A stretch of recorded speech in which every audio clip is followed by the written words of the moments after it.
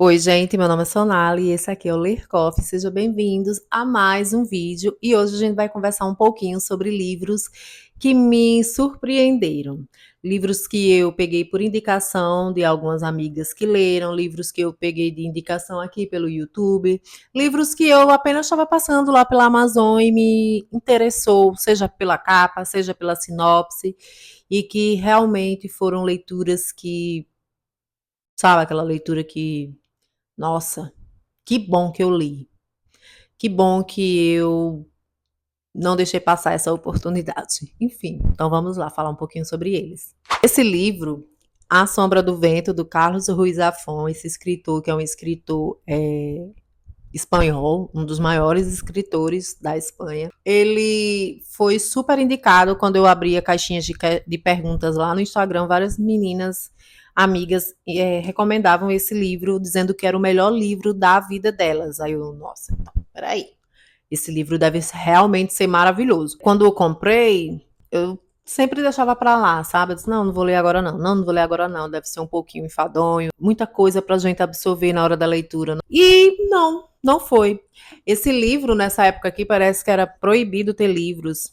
Eu vou ler um pouquinho da sinopse pra vocês, porque já faz muito tempo que eu li e confesso que eu tô um pouquinho esquecida. O livro 1 da série O Cemitério dos Livros Esquecidos, inclusive, quero muito ler o livro 2 esse ano ainda, mas, gente, nunca baixa o valor, sempre tá R$ 70, eu não tô com condições de comprar agora, mas enfim. Livro 1 da série O Cemitério dos Livros Esquecidos, Barcelona, 1945, em uma noite prestes a completar 11 anos, Daniel Sempere acorda e percebe que já não se lembra mais do rosto da falecida mãe. Para consolá-lo, o pai leva o menino pela primeira vez ao cemitério dos livros esquecidos. E é lá que Daniel conhece A Sombra do Vento, romance escrito por Julian Carax, que logo se torna seu autor favorito e uma obsessão. No entanto, quando começa a buscar outras obras do escritor, Daniel descobre que alguém anda destruindo sistematicamente todos os exemplares de todos os livros que Carax já publicou. E o que tem nas mãos pode muito bem ser o último volume sobrevivente. O Cemitério dos Livros Esquecidos é tipo uma associação de livros que foram resgatados, livros que iam ser queimados, livros que, de certa forma, está ali como se fosse um refúgio e ninguém pode saber da existência dessa associação. Então o pai leva ele lá e lá ele conhece esse livro e fica obcecado e começa a investigar a vida desse autor. E aí ele vai desvendando várias coisas que aconteceram na vida desse autor. Ele conversa com a ex, ele conversa com a mãe, ele se envolve com gente da pesada que quer abafar a história desse escritor. Então é um livro que é realmente super empolgante. Tem a personagem do Fermin, que é um personagem maravilhoso.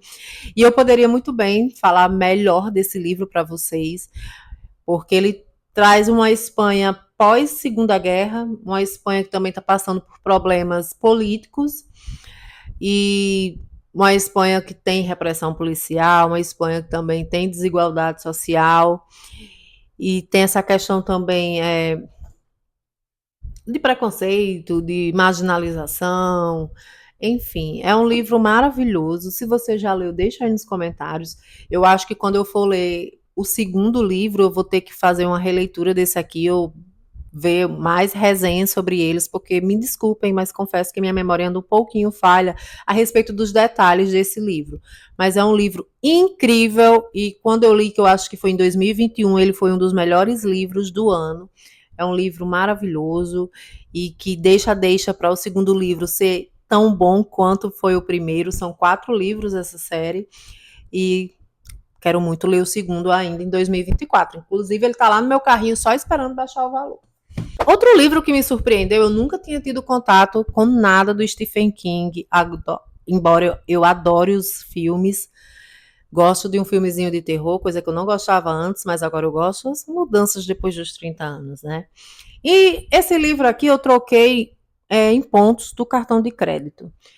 E Joyland é um livro que eu já vi várias pessoas falando a respeito, que não era um livro de terror propriamente dito, e sim um drama, um suspense a respeito de um assassinato que houve num parque de diversões e que o espírito dessa menina acaba aparecendo para algumas pessoas e tal.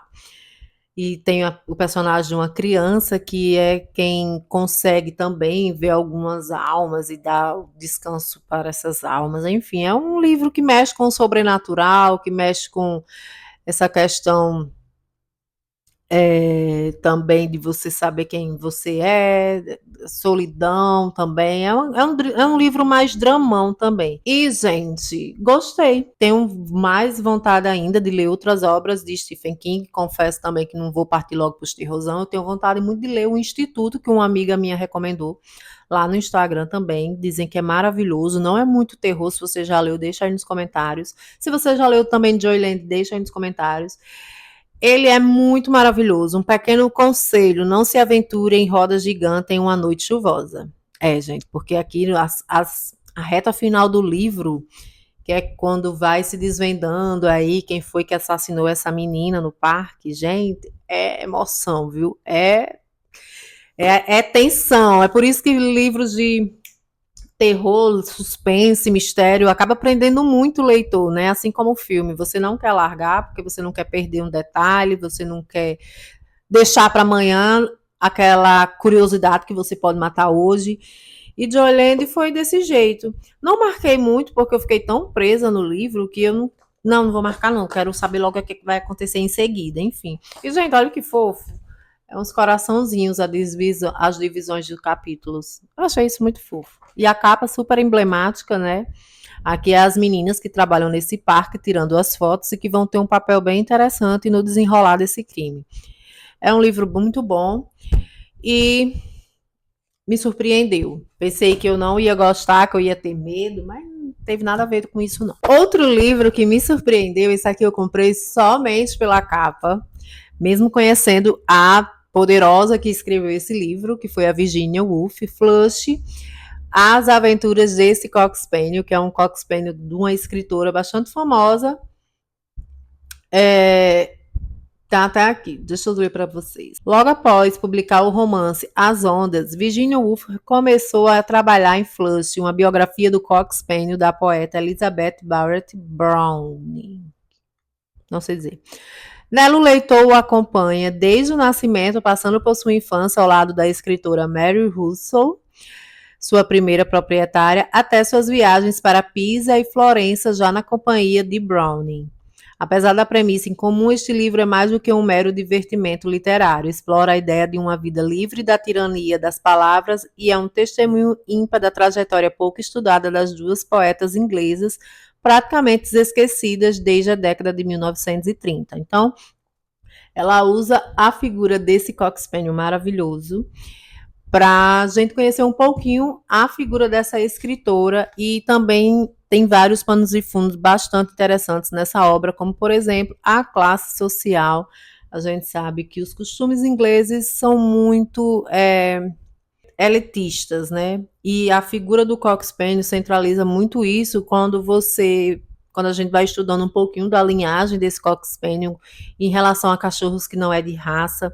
Ela mora num bairro bom, então tá tendo muito roubo de cachorro de raça para vender por mais caro, para cobrar resgate. E ela faz essa analogia desses cachorros de raça às pessoas que moram em bairros que não são de classe alta, a pessoas que não são de famílias que têm uma linhagem importante na Inglaterra. Então, ela usa a figura do Cox Spaniel tanto para a gente conhecer um pouquinho da escritora, né, em questão, como a Virginia mesmo falou, que queria resgatar um pouquinho, como essa questão também das classes sociais, a desigualdade, essa questão de que se você é de raça pura, se você não é, se você é de linhagem pura ou se você não é, e a diferenças de tratamento. Então, a dona do Cox Spaniel decide sair disso tudo, fugir dessa separação de classes e vai morar um tempo na Itália, onde todo mundo tá nem aí para nada.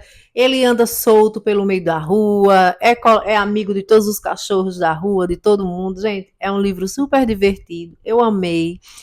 Sou suspeita para falar porque eu tinha uma Cox Spaniel que hoje não está mais aqui, está no céu, e quando eu comprei ele foi logo em seguida que eu perdi ela, então matei um pouquinho da minha saudade. acompanhando as peripécias de Flush. E, gente, não é lindo? Ah, ele é um cachorro maravilhoso. Você se apaixona por ele logo de cara, gente. Ele é muito maravilhoso. O livro é todo pela perspectiva dele. Outro livro que eu comprei, eu gosto, já falei em outros vídeos aqui, inclusive se você não é inscrito, já se inscreva, dê uma passeadinha pelos vídeos que eu já postei por aqui, conheça um pouquinho mais sobre o que eu acho de outros livros, o que eu falei sobre outros livros e tal. Que eu comprei esse livro, eu gosto muito de livros que tenham essa temática de guerra, Segunda Guerra, pela perspectiva das pessoas que sofreram os traumas da guerra, estão vivenciando aquilo, seja refugiados, enfim. E esse livro aqui, ele me chamou primeiro a atenção o título, né? O Homem que Escutava as Abelhas. Eu fui, cliquei nele, achei a capa muito bonita, fui ler a sinopse. Trata aqui de dois casais de refugiados sírios, que logo no início da guerra da Síria decide deixar a Síria e entrar na Inglaterra. Um casal já está lá e o outro está nesse percurso de chegar até a Inglaterra, então ele vai passando pela a Turquia, vai passando pela Grécia, a gente vai acompanhando todo esse dilema. A esposa dele, devido ao trauma, perde a visão, então a gente vai acompanhando o cuidado dele com essa esposa. E é um livro que trata sobre perdas, não só perdas financeiras, como perda da casa, do trabalho, mas principalmente perdas de família, né? Famílias que se perdem, uma cultura que se perde porque você chega num país novo e você vai ter que adquirir um pouco daquela nova cultura, a sua cultura vai ficando um pouquinho de lado para poder você se encaixar. E é um livro bem emocionante, me surpreendeu muito, gostei muito dessa leitura. É uma leitura que faz a gente ter um pouquinho mais de empatia, de conhecer o lado bonito também do povo sírio, porque a gente costuma ver aí nos noticiários apenas desgraça, e a gente aqui vê o quanto a cultura deles são bonitas, o quanto era bonito, o quanto é bonito ele narrando a Síria antes da guerra, os mercados, né, que é como é o nome, gente? Os Suk, eu acho que era Suk. Vou deixar aí na tela se eu tiver errado. Os mercados antigos que vendem artesanatos, especiarias, é, a natureza, as montanhas, o amor pelas abelhas, porque os personagens aqui eram criadores de abelhas e o amor que tem por esse trabalho. Enfim, gente, é um livro de realmente você se sensibiliza pelas perdas gigantes que foram acometidas a esses personagens, mas o fim é um fim que aquece nosso coração, sabe? É um fim maravilhoso e também o quanto a humanidade, quando quer ser boa, ela consegue ser. É um livro maravilhoso. Esse outro livro aqui, a Kristen Hanna com os Quatro Ventos, foi o meu primeiro contato com ela. Foi um livro também que eu peguei de indicação aqui no YouTube, acompanhando outros canais literários. É um livro que se passa logo naquele período da Grande Depressão dos Estados Unidos e já não bastava a Grande Depressão, veio uma seca que acabou com várias plantações de trigo. E aqui a gente tem o papel da Elsie, que é uma mulher que não é muito querida pelos seus familiares, sua mãe parece que a odeia. E acaba que ela se envolve com um rapaz lá e engravida, a mãe expulsa de casa, ela é obrigada a casar com esse rapaz que só foi uma vez. E a partir daí a gente vai acompanhando também a jornada dessa mulher tentando criar os filhos, manter um casamento, manter as plantações e a poeira, porque o vento de poeira destruindo tudo e o marido de repente vai embora e não volta mais e ela fica ali naquela praticamente passando fome.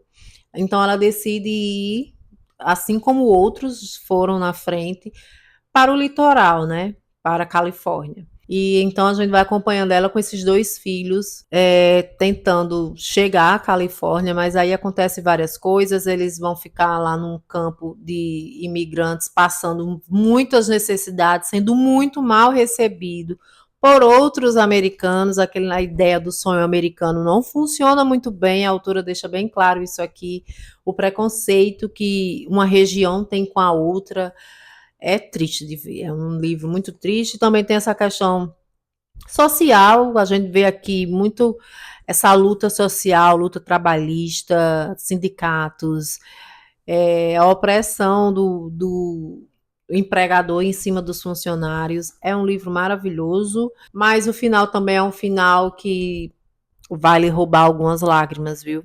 É um livro bem emocionante. E esses foram alguns dos livros que eu li e me surpreendi. Espero que vocês tenham gostado desse vídeo. Vão me perdoando aí alguns atropelos, algumas faltas de informações mais aprofundadas. Mas aqui eu quis passar um pouquinho por cima de cada um desse livro. Se vocês se interessaram por algum livro desses específico, deixe nos comentários que aí eu faço um vídeo apenas falando sobre esse livro e entrando mais em detalhes, né, em maiores detalhes. E me dizem aí qual foi o livro que lhe surpreendeu, que você recebeu ou ganhou de presente, comprou por indicação, comprou porque viu alguém falando e que de fato lhe surpreendeu. Já deixa aí nos comentários. E se você não é inscrito, já se inscreva, ativa o sininho, porque muitos livros ainda vão ser falados por aqui. E obrigado por assistir a mais um vídeo e até o próximo vídeo. Beijo!